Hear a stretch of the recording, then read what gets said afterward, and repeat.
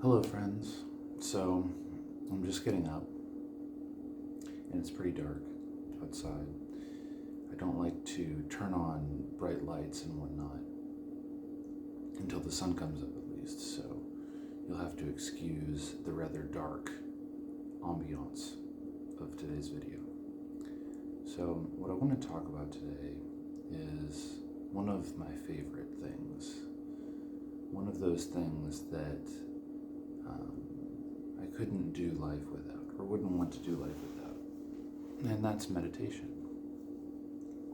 But with the activity of meditation, I often first start at the definition of things, and unfortunately, as with many things in English, the word meditation is not very helpful. So, the word meditation comes from a Latin term, so far as I can tell. Now, I'm not an expert in etymology, but I am very interested in it, and I find it helpful as well. I find it helpful to look into the etymology of words. You tend to get a deeper understanding for what something means if you look at the roots from which the word came from. So, the word meditation comes from a Latin word, a verb, and the infinitive form of the verb is meditari. And meditari means, it has the connotation, what it means is to think, to plan, to consider, to contemplate.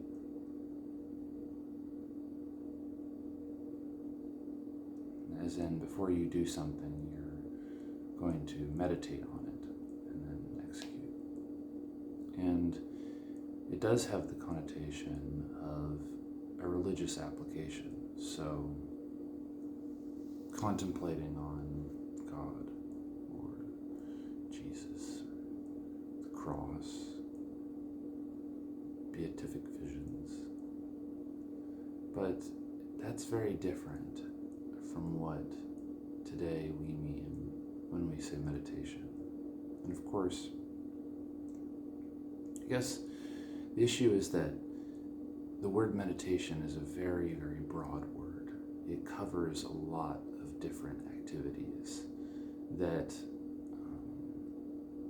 really should be thought of in a much more specific way. And I think this is because in the West, European cultures, Western cultures, did have a contemplative tradition within Christianity and other religions, but specifically within Christianity. And the contemplative tradition there did involve thinking, placing the mind on a topic and contemplating it, using the thought process to explore it, to move into it and to merge with it. When the Western cultures started encountering Eastern cultures that had other religious ideas like Hinduism, of course the word Hinduism is a whole nother issue. It's really, really unfortunate. And Buddhism and Sufism, all these different mystical, there's another word that's really problematic. But anyway, when Western cultures started encountering Middle Eastern and Eastern cultures and wanting or desiring to understand their contemplative traditions, we use the term meditation to describe what they were doing. And a lot of times, what was being practiced in these other cultures was not thinking. It was not meditari. And strictly speaking, it was a very, very different process. And there's a lot of nuance here.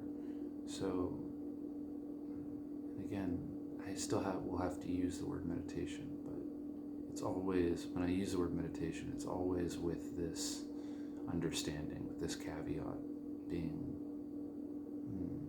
worked with. And it's a continuous process, because each tradition has something very specific that they mean by their practices. So in Tibetan Buddhism, for instance, there's this term, gom, which means getting used to something.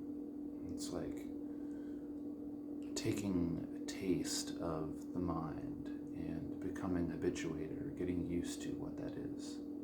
Or in Vedic traditions, in the spirituality, meditation of India, and of course this causes some problems too, because the Vedic tradition is, anyway, I'll have to get into that later, because this is all coming from a certain perspective, a certain temporal perspective. If you go back far enough, there's way more connection between East and West, spiritually and in metaphysical development thoughts. For instance, Pythagoras has a lot more in common with Vedic contemplation than Christian mysticism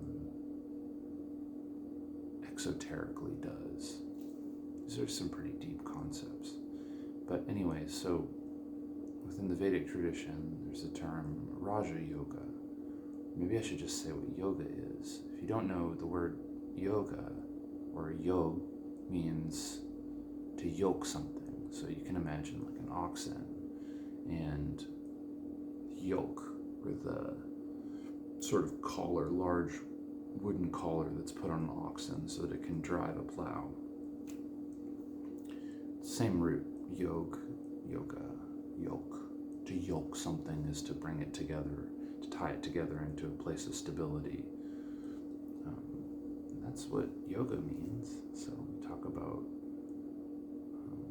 yoga today, and often it's yoking together the breath and the body, yoking together the energy body and the physical body, etc. Or yoking together the mind and the body.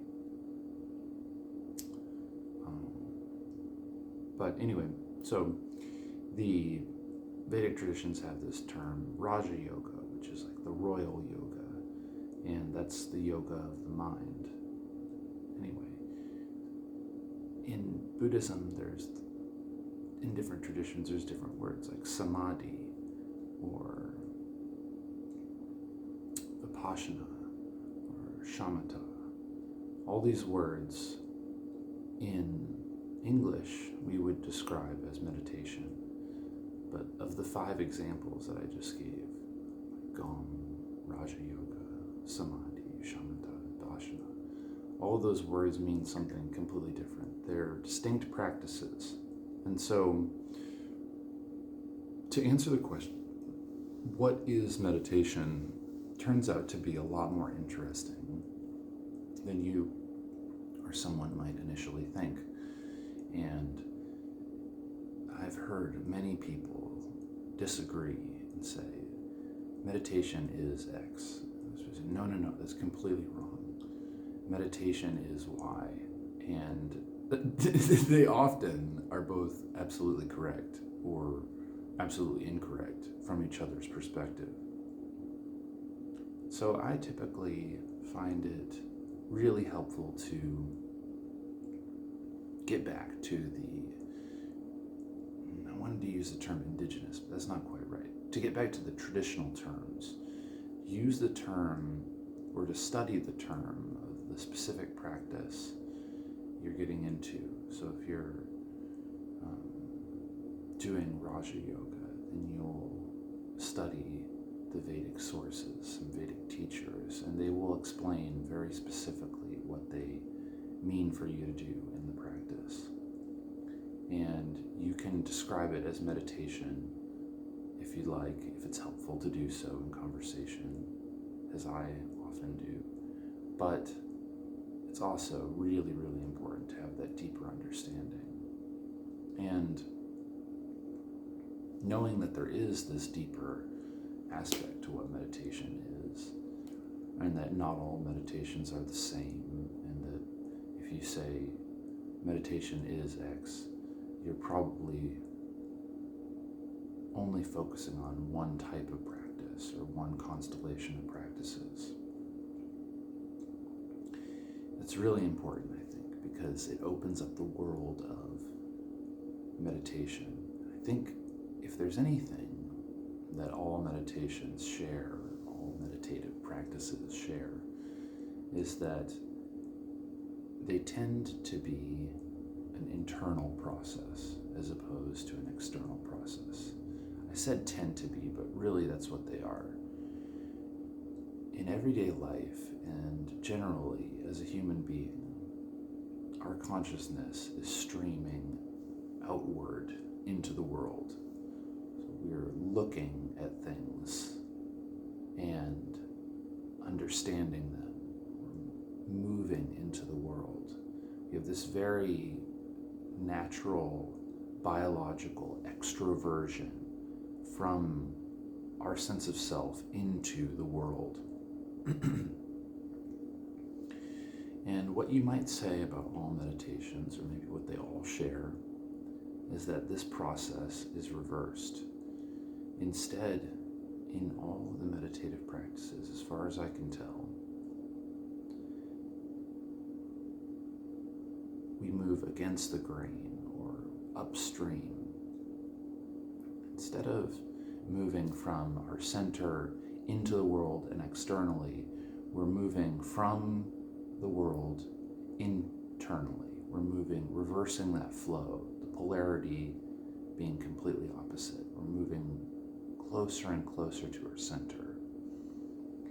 Anyway, this is definitely one of my favorite topics, and like I said, it's a big part of my lifestyle and something I just really enjoy, get a lot of value out of, and that's also really, really important to me.